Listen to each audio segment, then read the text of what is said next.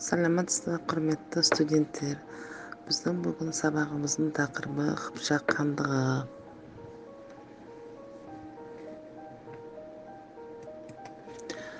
Сабақтың мақсаты студенттерді отандық тарихтың Қыпшақ хандығы дәуірімен таныстырулары, даму ерекшеліктеріне және маңызы ашып көрсету. Қыпшақ хандығының қазақ халқының қалыптасуын орнын айқындау.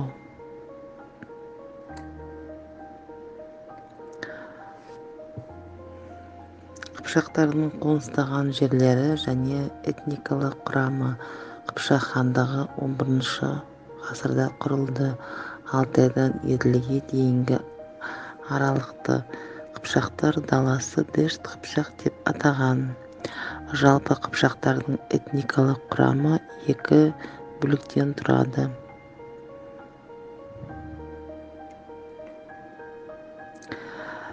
Көшіп қонған жерлері: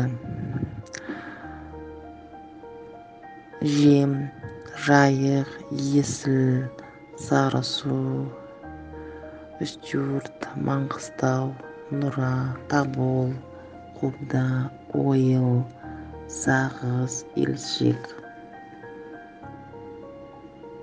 Көшіп қонған жерлері: осындай көшіп қонған жерлерінде қыпшақтар өмір сүрген. Жалпы қыпшақтардың этникалық құрамы 2 бөліктен тұрады. Батыс бірлестігі 11 тайпадан тұрады. Ел бөрілері Тоқсоба, Етеба, Дурут. Шығыс бірлестік 16 тайпадан тұрады. 8 негізгі, 8 ұсақ тайпалық бөлімшелер. Ең беделдісі бөрілер болған. Қыпшақ хандары осы тайпадан шығып отырған. Енді мынау Қыпшақ даласының картасы.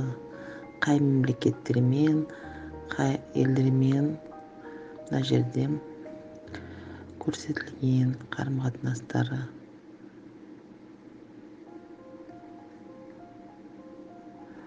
Қыпшақ бірлестігінде түрік тілдес тайпалар: Қимақ, Оғыз, Құман, ежелгі Башқұрт. 11 ғасырдан бастап арал маңындағы қамлылар, қарлұқтар, жерліктер қосылған.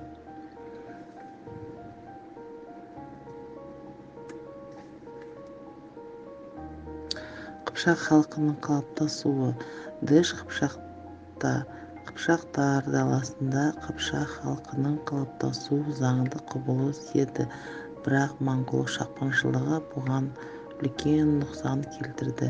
Сөйтіп Қазақстанда бірыңғай халық болып қалыптасу құбылысы 15 ғасырға дейін көшірілді.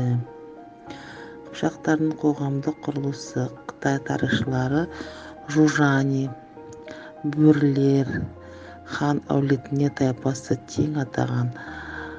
Хандықтың биліктерінің орталығын бөрі деп атаған, орда деп атаған. Әскери басқару жүйесі бойында және қанат болып бөлінген. Оң және сол қанаты болып бөлінеді. Әскери басқару жүйесі 2-ге бөлінген. Оң қанатынан күші және беделі басым орталығы Жайық өзені бойындағы Сарайшық қаласы. Сол қанаттың орталығы Сырдария өзені бойындағы Сығанақ қаласы. 2 қанатқа бөлу билікті мызғытпай ұстап отыру үшін жасалған еді.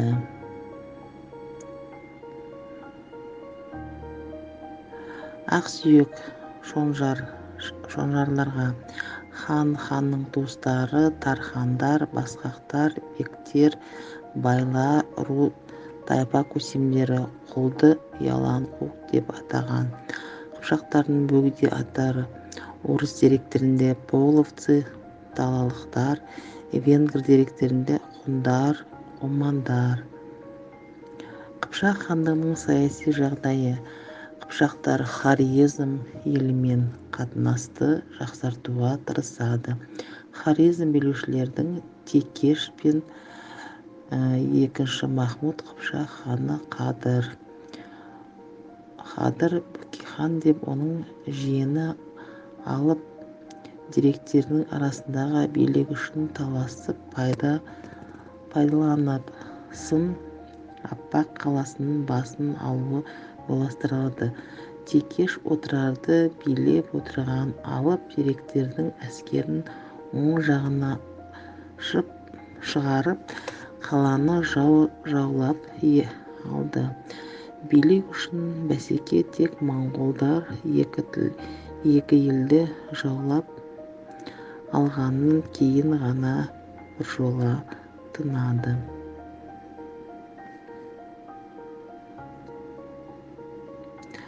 Сауда байланыстары.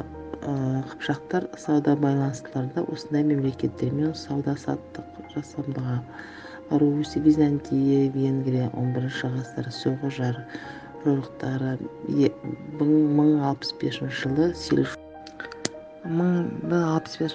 Сельджук билеушісі Алтын Арслан Маңғыстауды шабуылдап қыпшақтардың бір бөлінген батырларын бағындырады. 1069 жылы қыпшақтар Хорезм шабуылдады.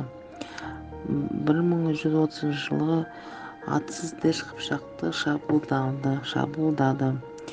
13 ғасырдың басында Хорезм билеушісі Мұхаммед Сығанақты бағындырады. Хорезмдіктер мен қыпшақтардың ұзаққа созылған соғысы 1216 жылы Торғай қаласында моңғолдардың алғашқы рет келуіне байланысты тоқтатылады.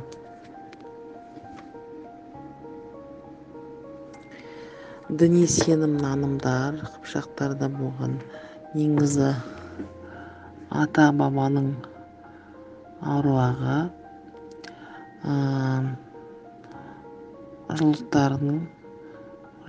жұлдыздардың ақсүйектері айға, күнге тиіну және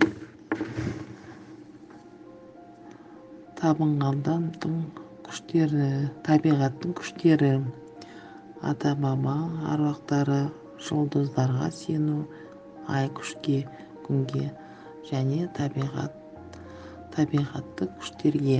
Діни сенім-нанымдар.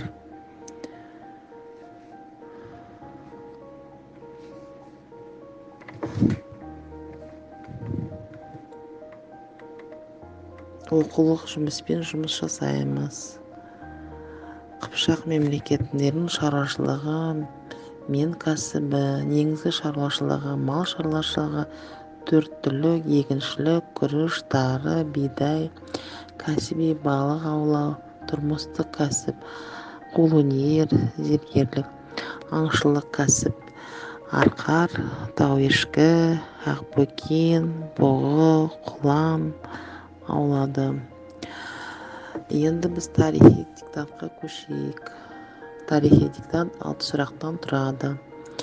Бірінші, қыпшақтардың 7-8 жыл қалыптаса бастаған. Екінші сұрақ, қыпшақтардың батыс бірлестігі тайпадан тұрады. Үшінші сұрақ, хандық биліктің орталығы деп аталады. Төртінші сұрақ, күші және беделі басым оң қанатының ордасы Жайық өзені бойындағы қаласының орнында болса да, ол қанатты орталығы Сырдария бойындағы қаласында орналасты. Бесінші сұрақ, орыс деректерін қыпшақтарды деп, ал венгрлер деп атаған. Қыпшақтар негізінен шаруашылығымен айналысты. Его тапсырма, Вен диаграммасын толтыру. Қарақытайлар мен қыпшақтардың ерекшеліктері мен ұқсастығын тауып жазыңыз. Қарақытайлар, ұқсастығы және қыпшақтар. Назарларыңызға рахмет. Сабақ бітті. Сау саламат болыңдар.